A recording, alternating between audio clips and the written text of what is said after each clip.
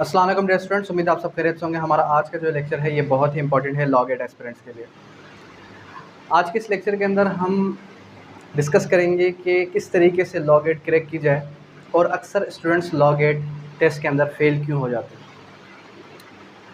आप सबको पता होगा कि लॉ गेट जैसे ही आप LLB क्लियर करते हैं तो LLB क्लियर करने के बाद लाइसेंस लेने के लिए आपको जो है लॉ गेट का टेस्ट देना होता है ताकि आप जो है पाकिस्तान के किसी भी प्रोविंस का लाइसेंस होल्ड कर सकें प्रैक्टिस के लिए एज बीइंग एन एडवोकेट। 2019 के अंदर 19 के बाद जो है लॉ गेट अनाउंस किया गया। प्रीवियसली इसका कोई स्पेसिफिक सिलेबस नहीं था, तो लॉ गेट में कहीं से भी लॉ में से सवालात आ जाते थे, तो बहुत ही मुश्किल लॉ गेट टेस्ट था। उसके बाद 2021 के अंदर लॉ गेट का सिलेबस स्पेसिफाई किया गया,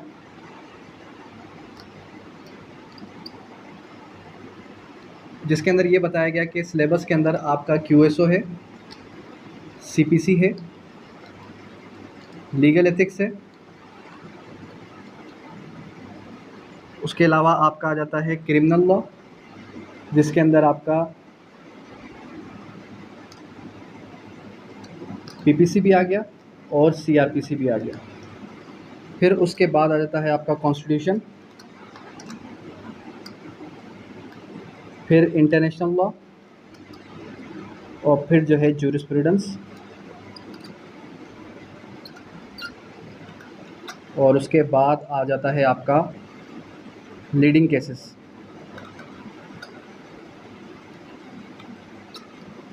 ठीक है, ये लॉ गेट का सिलेबस है जो कि 100 मार्क्स का सिलेबस है, जिसमें से आपने लॉ गेट को पास करने के लिए 50 स्कोर करना होता है, 50% स्कोर करना है। और 50 वाला, और आपको इतना बता दूं, 92 93 वाला दोनों के दोनों इक्वल हैं। इनमें इनको कोई क्रेडिबिलिटी नहीं है कि किसी का जो है गोल्डन लाइसेंस होगा या किसी का सिल्वर लाइसेंस होगा, ऐसा कुछ भी नहीं है। देखिए, लॉ गेट किस लिए रखा गया? स्टूडेंट की कॉम्पिटेंसी को चेक करने के लिए, इवोल्यूएट करने के लिए कि आया कि ये स्टूडेंट, ये कैंडिडेट प्रैक्टिसिंग एडवोकेट बन सकता है या नहीं, और इससे आपकी ही लॉ पर ग्रिप होगी। आगे चल के कोई भी कॉम्पिटिटिव एग्जाम आता है, जुडिशियल एग्जाम आते हैं, तो वहाँ वो आप जो है ईजिली क्रैक कर सकते हैं।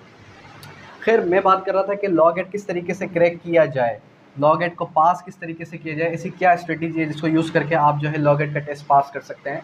तो मैं आप सबको सिर्फ और सिर्फ एक ही बात बताना चाहूँगा कि अभी तक अल्हम्दुलिल्लाह 2022 से मैं जो है टीचिंग कर रहा हूँ। 2022 से मैं लॉ गेट के एस्पिरेंट्स को पढ़ा रहा हूँ, और अल्हम्दुलिल्लाह हमारी एकेडमी का जो स्कोर है वो 99% स्कोर आता है, आप सबको पता ही है।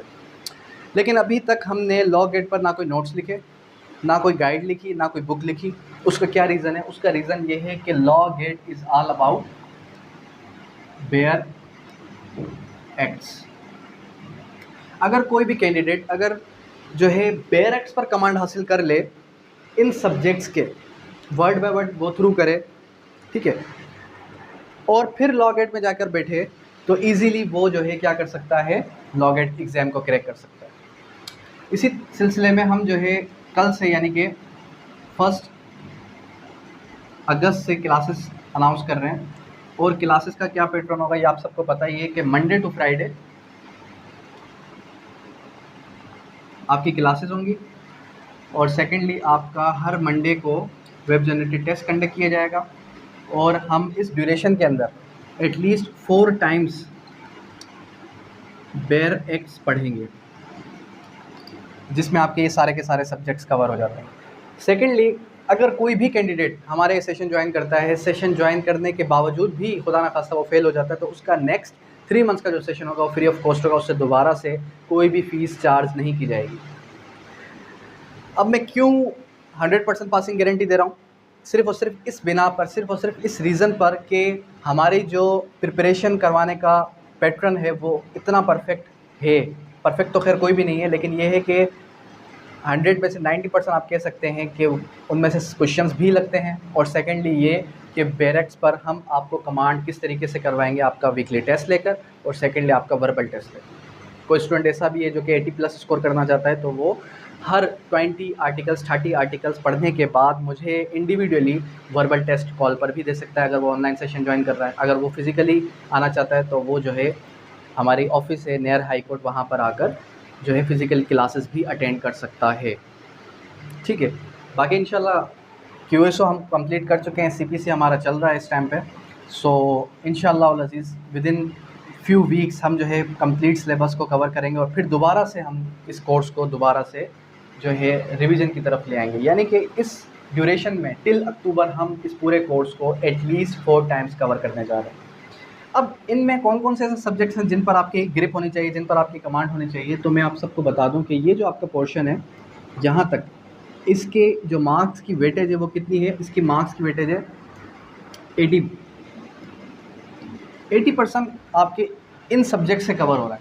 तो 80% जब आपका इन सब्जेक्ट से कवर हो रहा है तो बेहतर यही है कि आप इन सब्जेक्ट पर फोकस करें, और ये जो सब्जेक्ट्स हैं इन पर फोकस बिल्कुल करें, लेकिन अभी ना करें, कुछ टाइम बाद करें। यानी कि जब आपको ये सब्जेक्ट्स कवर हो जाएं, इनके कॉन्सेप्ट्स क्लियर हो जाएं, इनकी बैरक वर्डिंग अंडरस्टैंड हो जाए, तो उसके बाद फिर आप इंटरनेशनल लॉ, जूरिस्प्रूडेंस और फिर जो है लीडिंग केसेस की तरफ आ जाएं। लीडिंग केसेस के अंदर 8 लीडिंग केसेस हैं जिन पर हमने कमांड हासिल करनी है, और वो 8 लीडिंग केसेस में से सिर्फ और सिर्फ 5 क्वेश्चंस आते हैं। यानी कि अगर आप 8 लीडिंग केसेस के कॉन्सेप्ट्स भी क्लियर कर लें तो आप 5 में से एटलीस्ट 3 to 4 स्कोर कर जाएंगे। और अगर इनको आप इंपॉर्टेंस नहीं भी देते, इंटरनेशनल लॉ थोड़ा लेंदी है, जूरिस्प्रूडेंस भी लेंदी है, तो इन पे हमने क्या किया कि हमने इनको 3 क्लासेस के अंदर डिवाइड कर दिया है। तो विद इन 3 डेज़ हम इनको कवर करने की कोशिश करते हैं। इनके हम आर्टिकल्स पढ़ते हैं और जूरिस्प्रूडेंस के हम सारे के सारे कॉन्सेप्ट्स क्लियर करेंगे, क्योंकि जितना भी कॉन्सेप्ट क्लियर कर लें, मार्क्स कितने, सिर्फ और सिर्फ 5 इस्लामिक के भी और मॉडर्न जूरिस्प्रूडेंस के भी, ठीक है। तो अब यहाँ तक कोई क्वेरी, कोई भी क्वेश्चन है आपका तो आप कर सकते हैं। Thank you, that's all.